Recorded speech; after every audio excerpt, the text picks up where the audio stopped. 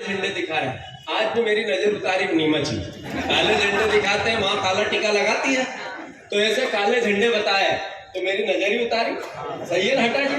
तो धन्यवाद बीजेपी वालों को। मैं दुखी हूँ, मंदसौर में मेरी नजर क्यों नहीं उतारी? यहाँ भी उतारते हैं, अच्छा लगता है। पर मैं बीजेपी वालों से ये पूछना चाहता हूँ, यहाँ के सांसद जी से पूछना चाहता हूँ, यहाँ जो विधान बीजेपी के कार्यकर्ता उनसे पूछना चाहता हूँ, क्या नशे में आपके बेटे और बेटी, हमारे बेटे और बेटी अगर नशेड़ी होते हैं तो हमारे खून के आंसू घर में नहीं आते हैं? हम दुखी नहीं होते हैं? अगर हमने अपने बच्चों को कहीं बाहर पढ़ने भेजा और वहां उसको नशे की लत लग गई तो उस माता पिता पे क्या गुजरती है? ये बात मैं नहीं करूं। मुझसे सवाल किए जाते हैं कि आप नशे के खिलाफ बोलोगे तो हम आपके खिलाफ बोलेंगे। तो मैं भारतीय जनता पार्टी के प्रिय मेरे मित्रों, मेरे भाइयों, आप हमारे विरोध विचार के दुश्मन नहीं, मैं आपका दुश्मन नहीं। मैं किसान का बेटा हूं, मुझे नफरत आती ही नहीं है, मैंने आज तक घृणा की बात ही नहीं की, पर ईमानदारी से अपने दायित्व को निभाया, ईमानदारी से लड़ाई लड़ी है। एक भी आरोप प्रत्यारोप मेरी इतनी जिंदगी में मेरे पे नहीं लगा, किसी भी प्रकार का नहीं लगा। मैं आपसे आग्रह करता हूँ हाथ जोड़ के, ये लड़ाई कोई राजनीतिक लड़ाई नहीं है नशे की, ये लड़ाई कोई व्यक्तिगत लड़ाई नहीं है मोहन यादव के खिलाफ, ये हमारे बच्चों के भविष्य की लड़ाई है। अरे यहाँ पर शिवराज सिंह चौहान चुनाव पहले कह के गए थे कि हम पशुपतिनाथ का कॉरिडोर बनाएंगे, कह के गए थे कि नहीं कह के गए थे? अरे पत्रकार बंधुओं कह के गए थे कि नहीं? बन गया कॉरिडोर? कॉरिडोर क्या नशे का बना?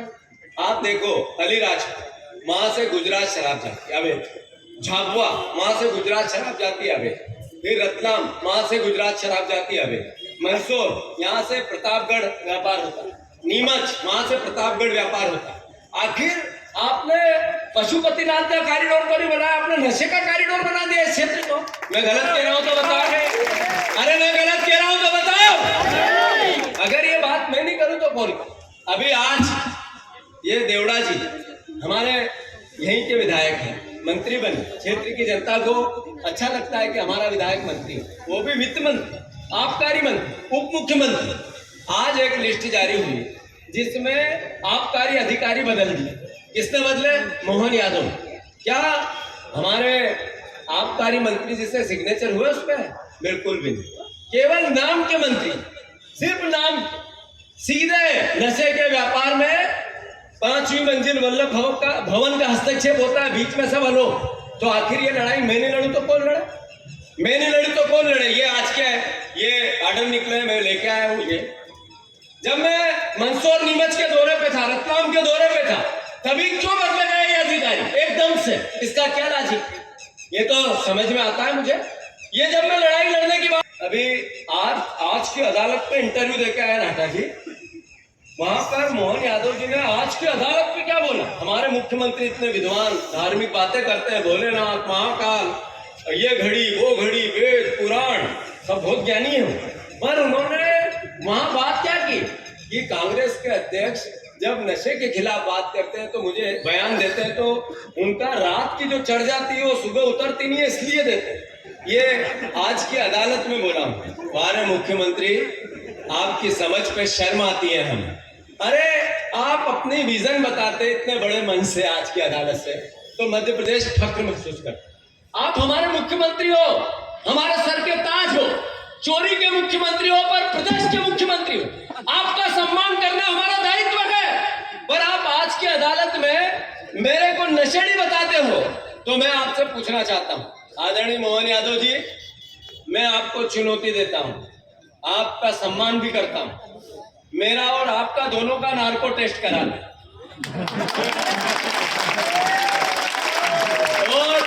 और तरह की जांच दुनिया में कहीं हो वो भी कराते हैं। आप नशे में युक्त लगते हो या मैं नशे से मुक्त लगता हूं, चेक कर लेते हैं।